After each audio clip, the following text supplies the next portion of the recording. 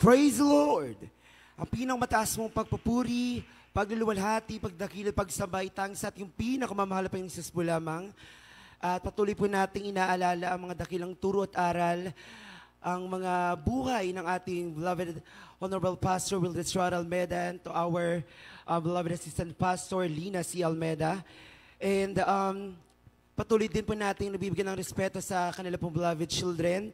At magandang gabi rin po sa ating mga beloved preachers, beloved workers, beloved choir, beloved instrumentalist. Sa inyo pong lahat, beloved brethren, purihin po ang ating pinakamamahal pa ng Jesus. Hallelujah. Ako po ay nagpupuri at nagpapasalamat sa ating pinakamamahal pa ng Jesus na minsan pang sa oras ito, mga minamahal na makapagbigay po ako, papasalamatan ng ating pinakamamahal pa Jesus sa lahat po ng ginawa niya sa aking buhay. Alam niyo mga minamahal, talagang matagal-tagal na rin po na ako hindi nakakapagpasalamat sa ating pinakamamahal pa Jesus. Habang ako po ay nag-iisip po kanina, habang hindi pa po ako tinatawag, ay binabalikan ko po yung mga naipon ko pong mga testimonies kasi sabi ko nga po sa aking beloved mother, parang marami-rami na rin po talaga na hindi ako nagpagpapasalamat sa ating pinakamamahal pa ni Jesus. Ngunit maraming salamat sa ating pinakamamahal pa ni Jesus sa pribilehiyong ito na talagang ako po ay makakapagsalamat sa Kanya. Ito po lubus-lubusan ko pinapasalamatan sa ating pinakamamahal pa ni Jesus. At sa pagkakataong ito mga minamahal, ako po ay nagpapasalamat sa ating pinakamamahal pa ni Jesus na sa araw pong ito ay pinagdiriwang ko po ang aking ika-25 araw po sa pagkakataong ito.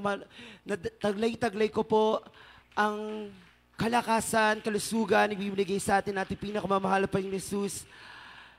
Alam niyo mga minamahal, pinagpapasalamat ko sa ating pinakamamahal pa yung Jesus mula po nung ako ay bata pa hanggang sa ako po isa lumalaki na talagang nakikita ko po kung paano mamuhay ang isang workers, kung paano po mamuhay ang aking beloved mother, aking beloved father na talaga namang iniisip ko bakit kami yung family, ba't pa ako yung napili o bakit ako yung isa sa anak na kinakailangan naglilingkod sa ating pinakamamahal pa yung Jesus. Ngunit hindi po natin alam kung anong layunin ng ating pinakamamahal pa yung Jesus sa atin.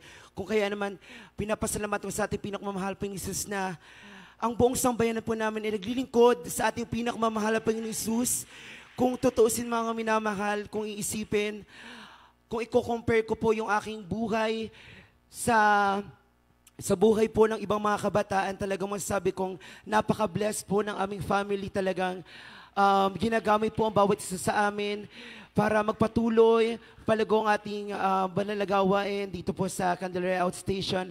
At ito po ay lubus-lubusan ko pinapasalamatan sa ating pinakamamahal pa ni Jesus na maaga po akong namulat sa gawang ito, na tinuruan po ko na mamuhay na may kabanalan, umayon sa kautusan na itinuro sa atin ng ebanghelyong ito. Talagang ito lubus-lubusan kong pinapasalamatan sa ating pinakamamahal pa ni Jesus. Ma-share ko lang po sa inyo mga minamahal ang mga ginawa sa akin nating pinakamamahal pa ni Jesus mula po nung ako ay mag-aaral pa lamang mula elementarya hanggang ako po ay makapagkolehiyo, na nakita ko po na patuloy ang mahal Panginoon nagbibigay po sa akin ng karunungan. Alam ko po ako po yung bata na late bloomer. Hindi po ko yung masasabing kung ako po yung teacher, hindi ko po agad masasabi na itong batang ito ay marunong, hindi ko masasabi itong batang ito ay matalino, pero iba po talaga, mga minamahal, kapag kayo po ay miyembro ng Jesus Miracle Crusade International Ministry, sapagkat ang mahal na Panginoon po lagi ang nagbibigay ng wisdom na nagmumula sa Kanya. Since mula po nung elementary hanggang makapag-college po ako, patuloy po akong napapasama sa mga may karangalan. Ito po ay lubus-lubusan ko pinapasalamatan sa ating pinakamamahal pa ni Jesus hanggang sa ako po ay makapag-kolehiyo na nandyan po kinuha ko pong kurso, ay Bachelor of Secondary Education, major in Social Science, na kung saan mga minamahal, iniisip ko po noon, first year pa lang ako, bakit nga ba ako nag-educ? Bakit nga ba ako nag-teacher? Gayong ako naman ay hindi sanay humarap sa maraming tao. Gayong ako naman ay laging kinakabahan. Gayong namang ako'y natatakot. Ngunit, alam niyo mga minamahal, sabi ko sa aking sarili, ginaya ko na lang po yung aking class. Sige, mag-e-educ na lang din ako. Pero during that time, nung ako po ay mag-e-enroll, ako po ay nag-enroll sa pamantasan ng San Pablo. parang iniisip ko lang noon, bahala na ang ating pinakamamahal Panginoong Jesus. Kung ito'y matatapos ko, di sige tatapusin po. Pero first year pa lang po noon, umiiyak-iyak na po ako noon kasi parang ang hirap po talaga maging eduk student hanggang hindi ko na lang po namamalayan na kapag second year, na kapag third year, hanggang ako po'y makapag fourth year na ako po'y sinasamahan ng ating pinakamamahal Panginoong Jesus. Talagang nakakabless mga minamahal sapagkat wala po akong binabayarang tuition. Wala rin pong mga iba pong mga fees na kailangan pang bayaran.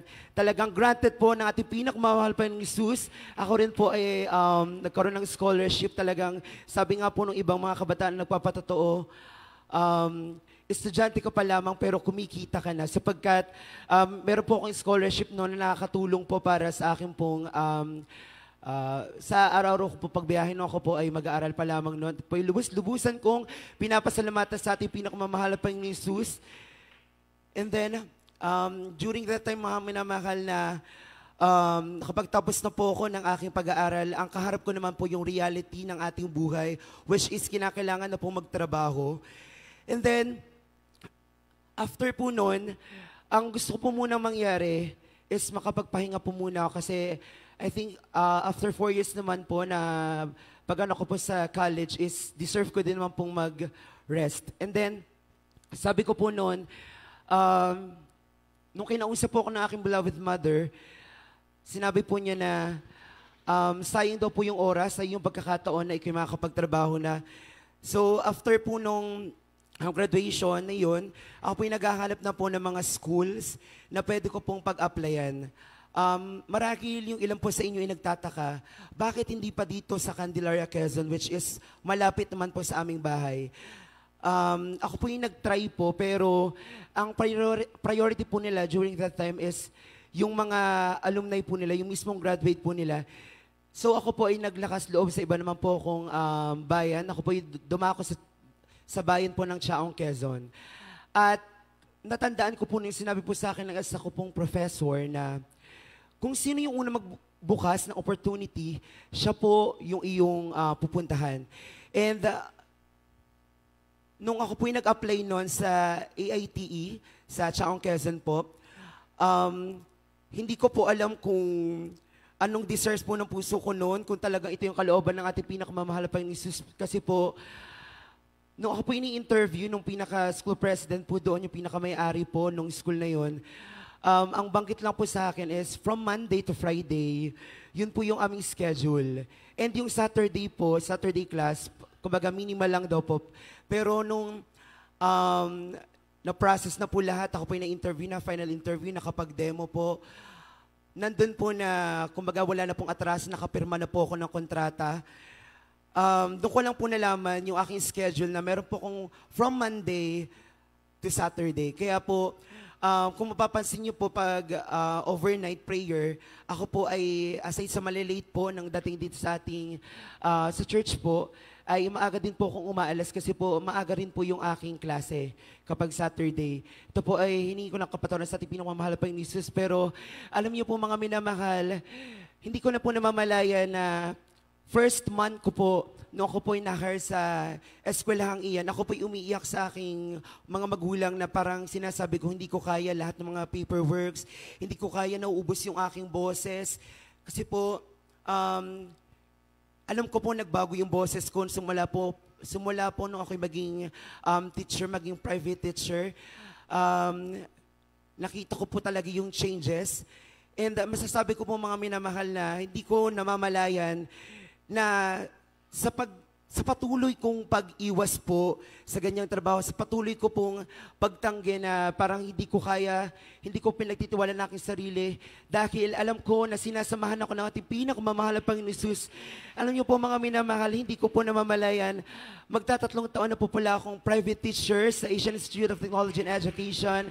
At hindi ko rin po naisip na ako po'y makakapag-handle ng mga college students na mas malalaki pa po sa akin, mga criminology students po na sabi ko nun, paano ko po sila magbigyan ng authority na mapasunod sa akin, gayong ngayon po medyo pumapayat-payat na po ako, mga minamahal.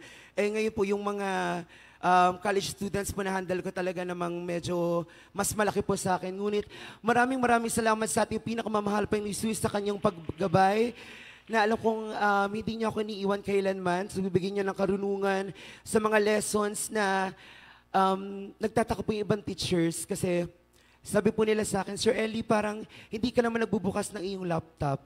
Hindi ka naman nag-aaral ng lessons, pero pagdating mo sa unahan, nakikita namin ang nagiging living testimony yung mga students mo na sinasabi, bakit ikaw yung nagiging favorite teacher nila? Bakit ikaw yung laging sinasabi, bakit ikaw yung the best? Pero alam ko, ang pinakamamahal pa ni Jesus ang siyang the best sa lahat ng bagay.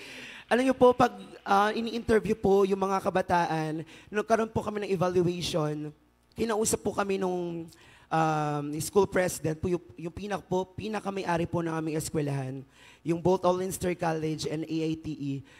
Ang unang bunga niya po sa akin, actually nito lang po yung January 21.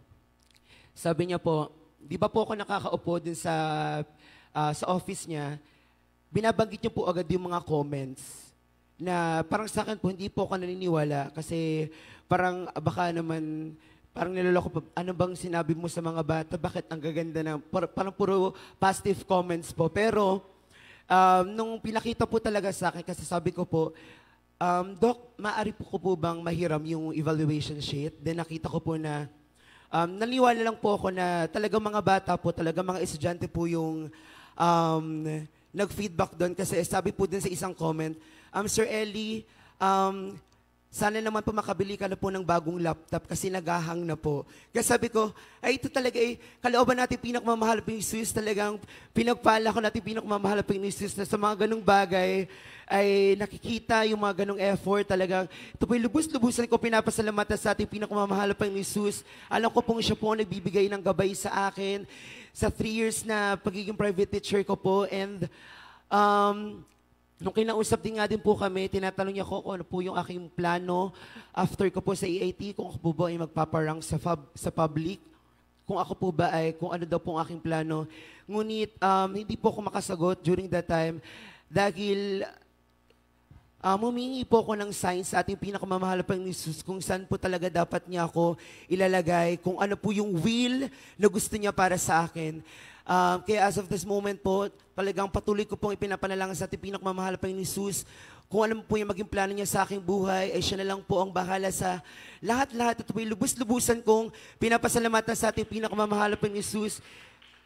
Nagpupulit papasalamat din po ako sa ating pinakamamahal pa ni Jesus na wala man lang po akong sapat na talento talagang na ipapakita, pero grabe po yung binibigay na tiwala po ng aming school principal, ng aming school president na lagi po ako yung nailalagay na host po per events po namin. Kung ito man po ay kahit po outside na po ng school, ako po ay bigla din pong nakukuha. Hindi ko rin po alam kung bakit nagkakaroon po ako bigla ng mga part-time jobs sa MC Creations.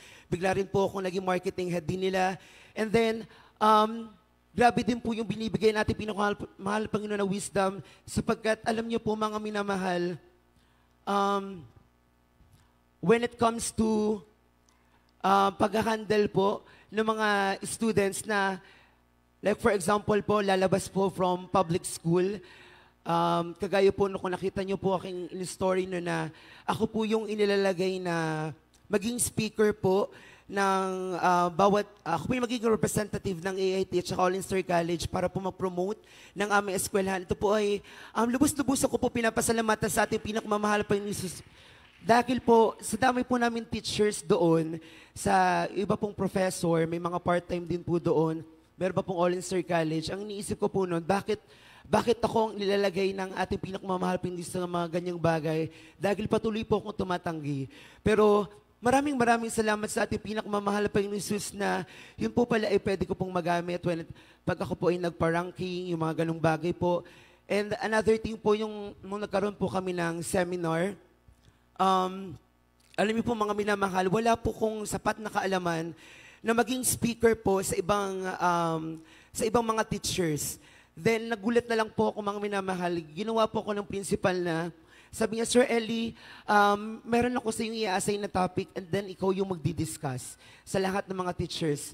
And then, parang sa akin po, nagkaroon po ako ng doubt sa aking sarili kung paano ko siya i-discuss, yung mga teaching methodologies, teaching strategies, sa kapwa ko teachers. Kasi ang tingin ko po sa sarili ko, na hilaw pa po ako bilang isang teacher. Pero nanalangin po ako sa ating pinakamamahal po, Jesus, na ako po'y kanyang gabayan. Kaya naman po nung ako po ay naging speaker po, nung aming seminar na yun, nung aming inset, talagang napakabuti ng ating pinakamamahal po sapagkat grabe po mga minamahal, hindi ko rin po alam kung saan nanggagaling yung aking mga sinasabing iyon, na mga facts, na mga examples, talagang alam ko po ito ay kalooban ng ating pinakamamahal po Jesus. Lubus-lubusan kong pinapasalamatan sa ating pinakamamahal po Jesus, maging nung nagkaroon po kami ng inset, which is yung online naman po. Then, isa lang din po yung kailangan piliin ng mga teachers para maging representative kasi po meron po itong bayad. Sa aming pong eskwelahan talagang nililimitahan po yung mga teachers na makaka-join doon.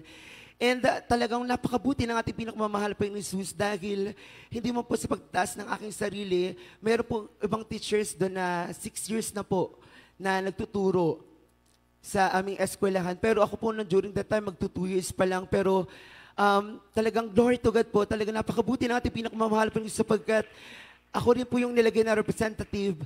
And then, ang ginawa ko nilang po nun, in-echo ko nilang po sa kapwa ko teachers, yung napag-usapan po dun sa 3-day seminar or training po yun na insa. Talagang napakabuti ng ating pinakamamahal po Jesus. Hallelujah. Talagang kulang ang bawat salita para makapagpasalamat sa ating pinakamamahal po Jesus. Ako rin pinagpupuri, nagpapasalamat sa ating pinakamamahal po Jesus.